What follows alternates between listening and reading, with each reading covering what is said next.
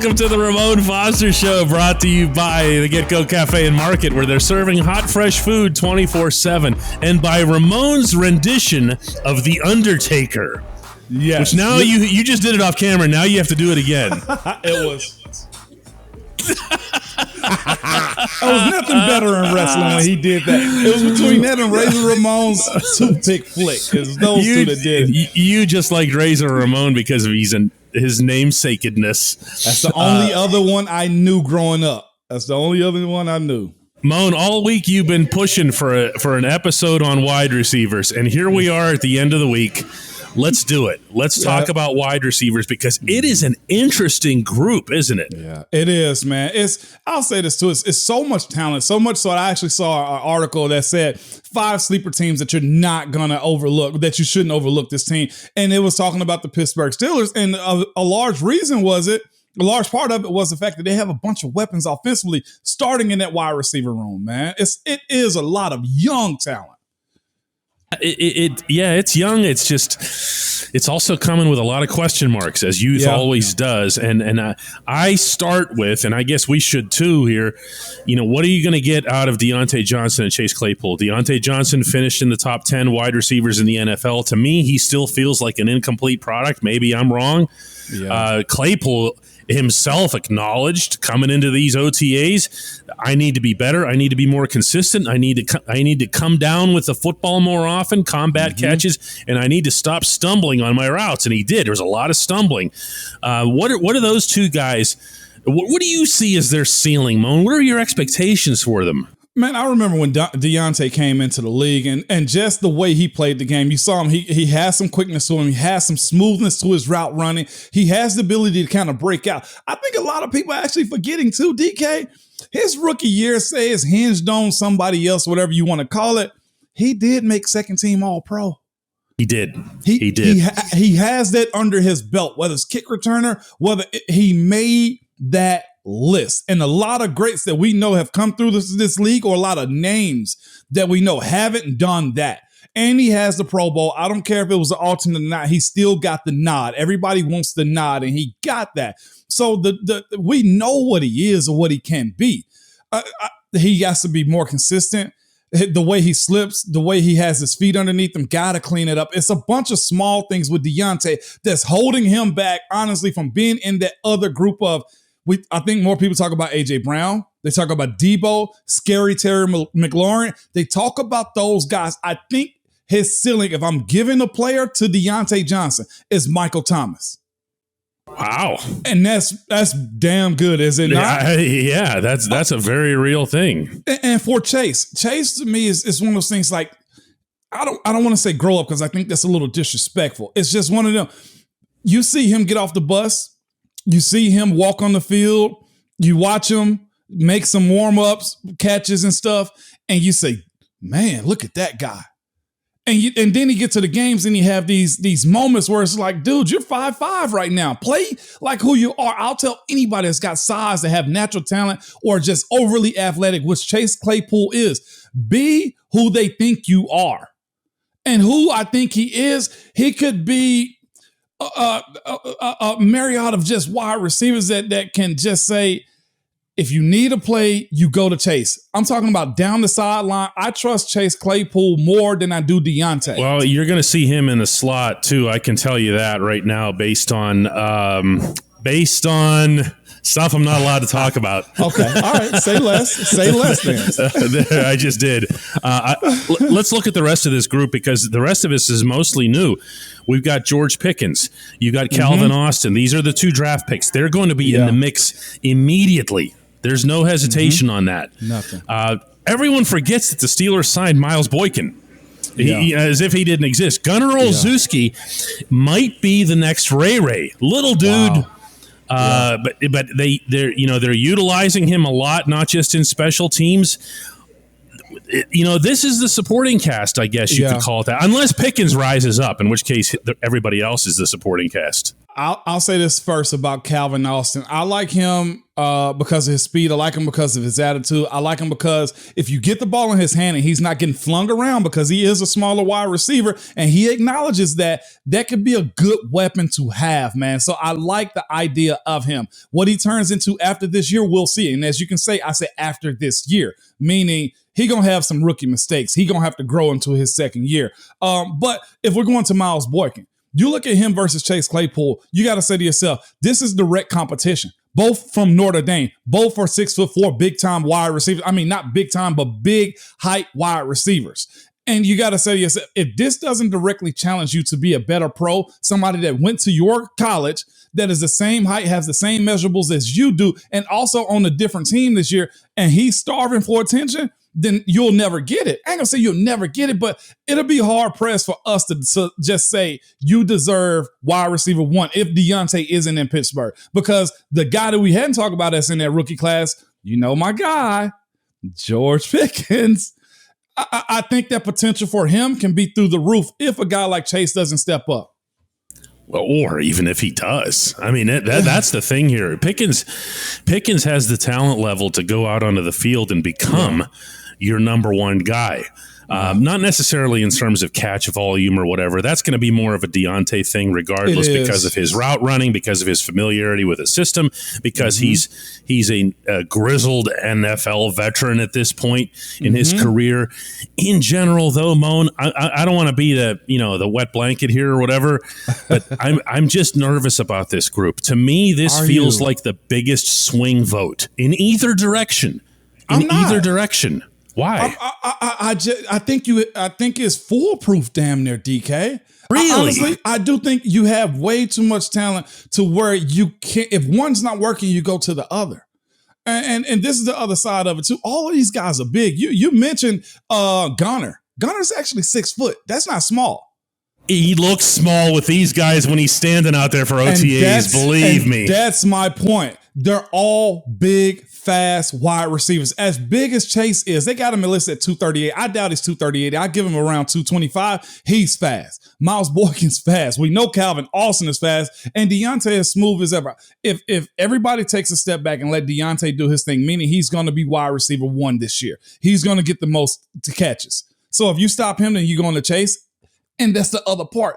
If Chase takes another step, because the ball can come his way in the past, and he's either out of position, losing his footing, dropping the ball, or letting it go through his hand. So if you miss him, you got George. If you miss him, you got Miles. And then just in general, the competition aspect of all these guys being young means they're all going to be competing in camp. And you're going to get the best. And one other thing you're going to get as it relates to getting the best out of these guys is if Deontay's your number 1 receiver and he's entering a contract year, never underestimate the impact of that. When we come back, Moan just kind of a little bit of a spark here for an idea here regarding physical stature. We're gonna get into that when we come back.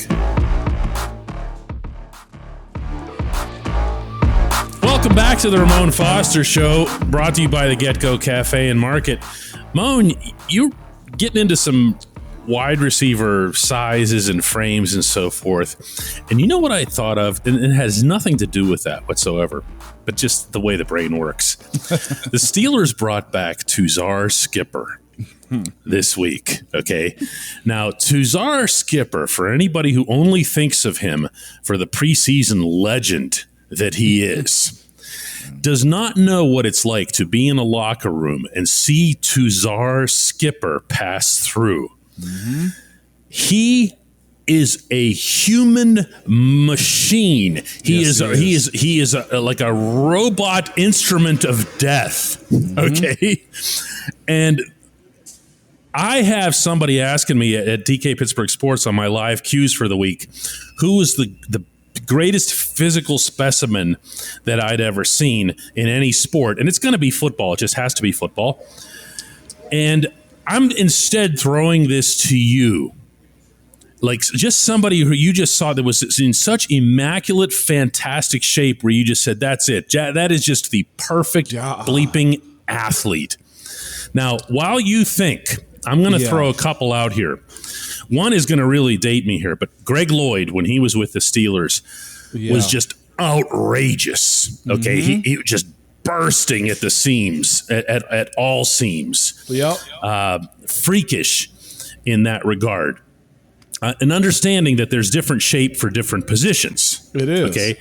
Like I could look at someone like Marquise Pouncey and who might not necessarily give that same vibe, but Marquise had the dream build, I think, for an offensive lineman. Yeah.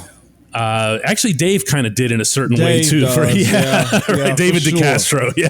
Now, as I say it out loud, but you're almost always talking about edge rushers. Yeah. Or if you're getting into the more svelte guys, you're talking about corners or wide receivers. Yeah. But go ahead. Now I bought you some time. Man, I'm still thinking of who is that guy. You're like, yep, he should. Well, when I say it, you're going to be like, yep, you're exactly right. Tuzar is to what you're saying at linebacker defensive players. You're like, Right. This guy, I'm gonna say some people don't like him, and I'm okay with that. But when you see him, you're like, what the hell position does he play? Cam Newton. Oh, okay, that's interesting. I was thinking only of Steelers, but yeah. No. Well, I thought we was going all across the board. Oh no, but that's fine. No, Cam Newton. That's an interesting one. Just could play tight end. He could do play anything. Defensive end. But he plays quarterback. No. If you gave him an off season to prepare, he could be a linebacker. Just out of this world, and it blows your mind. It's like that's just the genetic. There's nothing you can do, nothing you can try to fix to try to make yourself look like that. Cam Newton is probably what kids make on Madden, man. You know what I'm saying? Like, but another guy that kind of crosses the mind, it would have to be just James Harrison. James Harrison, although in very much his own way, with the incredibly broad shoulders and the broad upper body and more of a stockier build as it came to legs. James is just one of the. You just walk by and you just go, "Oh my God, what the hell is that?" Yeah, you know who he is when he walks by. You know how he got that way too, and it's the same thing I mentioned with Cam Newton. It's the same thing I mentioned with James Harrison. It's genetic when it comes down to him. They found a way to build upon it. They found a way to exploit what's going to work for them, man. And for those reasons, they had great careers. We're talking about defensive MVP and league MVP for both of those guys. Now I'll throw a couple others in. Lawrence Timmons. And you thought LT was? LT to me was probably just the overall best athlete I've seen on the team. That's not exactly damning him with faint praise, Mo. But sometimes you'll see LT and be like, who are you? And then the next time you see him, he's got that barrel stomach with a six pack and his chest and traps. You're like, God, it's almost like it switches for LT overnight, man. And he's that type of dude, but not just that. LT was fast. I'm talking about just his sideline to sideline was it should have been illegal. When I say this, you're going to be like, yeah, I should have said him first. Go ahead. Martavis Bryant. Oh, dude, that was just God-given. Name another one on the team that you say looked better than Martavis. When you see his shoulders, it's like I got one. You keep talking. I got one, but I'm going to show you. I got one. You keep talking. But I'm just, in general, if you had saw Martavis walking around the city, if you saw him walking through the airport, if you saw him on a basketball court, you say to yourself, this guy is an athlete. And there was nothing that he could have done to have changed it. He was born that way. You see his parents, you're like, you were crafted. You were chiseled out to be who you are, Martavis. And that's why I was so on board with him being the guy. I got you topped. Oh, I got you topped. You ready? Are you ready to admit defeat in this category? I don't know if you're going to beat Martavis. I am. You ready? Yes. Ryan Shazier. Yep. I'm wrong. Ever saw someone who was at the same time so naturally strong, so naturally fast, left, right, sideline to sideline, covering screen passes, staying on tight ends, completing the play, and his build. And then on top of that, you add Shazy's work ethic. Yep. You add also, it's one thing to be muscular and just super fit, because then those guys get kind of stiff, right? Mm-hmm. Not Shazier. No. He was loose. He was limber. His arms were as long as Stretch Armstrong, okay? Yeah, really strangely long arms. Yeah. You want to hear something crazy? There was a race after practice one day, if I'm not mistaken. Shazier and a bunch of wide receivers. Shazier ran, and there was a situation where he told him, don't race. Shazier pressed one of these guys so much so he got injured, and I don't think played much after. Wow. That's how fast he was. After amazing. Practice. Amazing football player. Let's take a little break here, and we'll come back with a Hey Moan segment. Welcome back to the Ramon Foster Show. It's time for the only segment that matters, the Hey Moan segment. And as we've been doing lately here, when people come down to the DKPS headquarters on 5th Avenue downtown, we offer the Hey Moan platform to them. So I'm going to turn the seat and the microphone over here to my man Francis. Here, you can have a seat. What a beautiful name, too. That's Ramon Foster. Hey, Moan, can you hear me? Yeah, I can hear you, man. Francis, by the way, I just got to say before you say anything, it's certain names that we have in this world, okay, you don't hear a whole lot of. Ramon is one of them. Okay? And Francis. And Francis, okay? It's special, man. So I just want to let you know, I like the name Francis, okay? All right. Well, thanks very much. So I first visit here to the downtown headquarters, and, DK offered me the chance to tee up a question for you. And, obviously this week's big news about the Stephon Tuitt retirement. I was wondering, given your time with the Steelers, if you can think of a time when a very impactful major player made a relatively early career retirement decision, and how that impacted the team as they worked through, a long-term relief for that position.